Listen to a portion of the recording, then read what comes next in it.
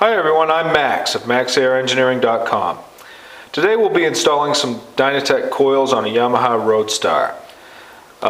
We'll first be starting with the DC4-1 coils, and then we'll be installing the 7mm non-suppression core wires.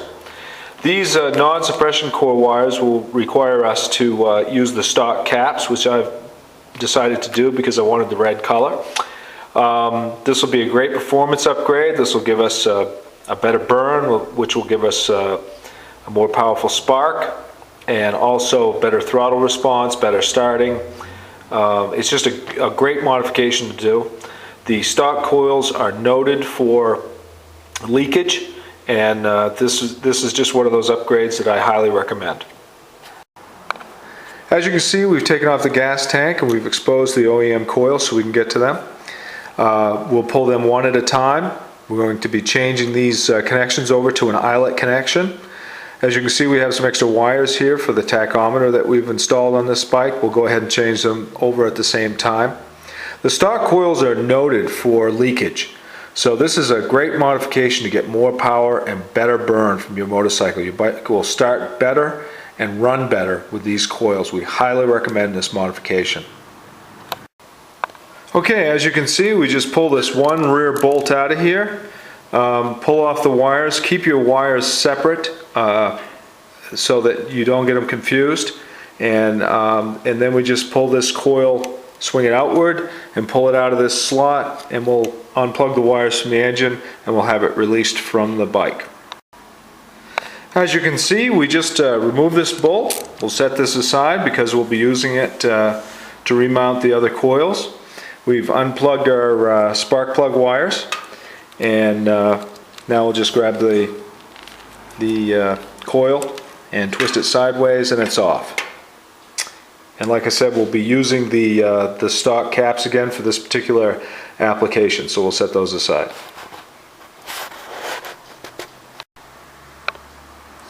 Okay, we've gone ahead and removed the rubber boot that was in this position. We've put it on the new coil. We'll go ahead and push that into there. We'll use a little lubrication on that rubber, and then we'll pivot this around so that we have the place for the eyelets to attach on the back for the wiring. As you can see, we've remounted the new coil. We've put the longer section and the eyelets towards the back. We've used reused the rubber mount on the front. And do yourself a favor, go ahead and lubricate that when you're putting it in with something that will dissipate, a little bit of soap or something. I don't like WD-40 for rubber because it degrades rubber. Go ahead and reuse the stock bolt and loosely mount that. You're going to need to pivot this in and out. Okay, as we mentioned before, we're using the 7mm wires. I wanted the color red. That was really the only reason I decided to go that route. Because these are non-suppression wires, we will go ahead and use the stock plug caps off the old coils. These simply untwist, so just spin them around. There's a little screw in there that is unscrewing from the wire, and when it feels loose, go ahead and pop it off of there. Remove the boot. Don't forget to put the boot on the wire first. And then as you can look down in there, hopefully you can see it in this video, there's a threaded rod that will thread into the new wire.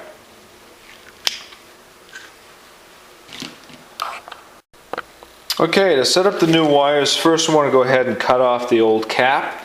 You have two wires that are designed to be cut in half and use the caps that are on here for the spark plugs, but since we're using the stock caps, we will cut both ends off. So as I said before, go ahead and wet this up a little bit.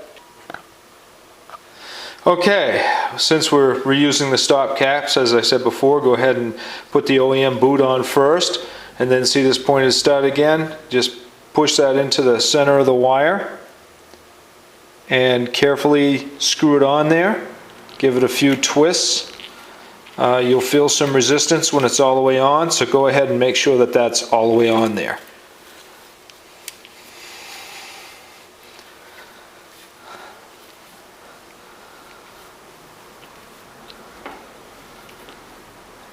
And there, it's on there. Okay, go ahead and slide the OEM boot over. And you're done. This is a good setup for an OEM plug on a new wire.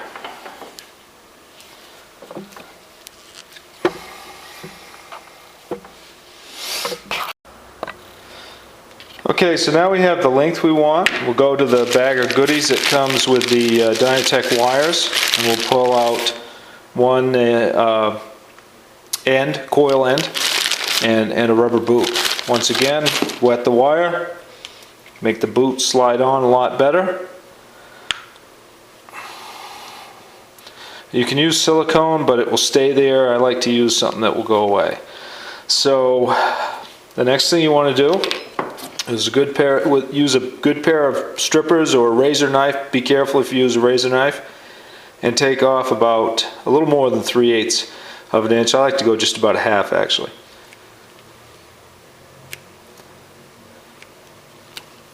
And strip it off like that, nice and clean.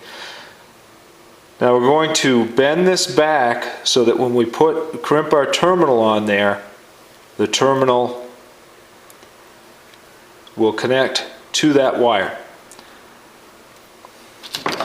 Again, the terminal out of the bag of goodies from Dyna. Slide it in until it reaches this little hole on the back. The instructions are on the card that come with the wires to explain this to you. And make sure that this wire again is coming in contact with this. Now Dyna sells a nice set of crimpers for this. We carry them on our website. Highly recommend you getting the right tool to do the job. It's not a big expense, and it will make this job a lot easier. So just put that in the crimper like that, and keep it from turning, and crimp this down.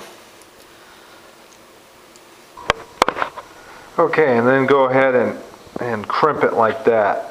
So it's a little bit of a two-step procedure. Start in this hole, bend it down a little bit, and then come over and get a good bite, a good solid bite, and make sure that you have come down to that first hole, and that you have a good bite on this wire coming back, and then you can trim off any excess that might stick out of the boot. There you go. And there's a little closer shot of the finished product, a little better focus. Nice clean job. Okay, what I like to do here is leave a little room in my wire so that I can loop it around, because this is a tight spot here. So I've looped it back, and then it's going to come forward and come to the spark plug, and that'll give it some slack rather than being too tight. So we'll plug it on there, and then we'll go ahead and plug it down onto the stock spark plug, and that's the spark plug wires. That's complete. Next we'll wire up this back section just using the eyelets that Dyna supplied, and this side will be completed. Okay, this coil is completely installed now. We've installed the wires into the coils, and the ignition wires off the back of the coils. We've done a nice job with some heat shrink here, and it doesn't matter which of these posts or which of these that you put your wires on. This is all interchangeable. The only thing I will say is if you do have tack wires, keep them with the wires you originally took them off,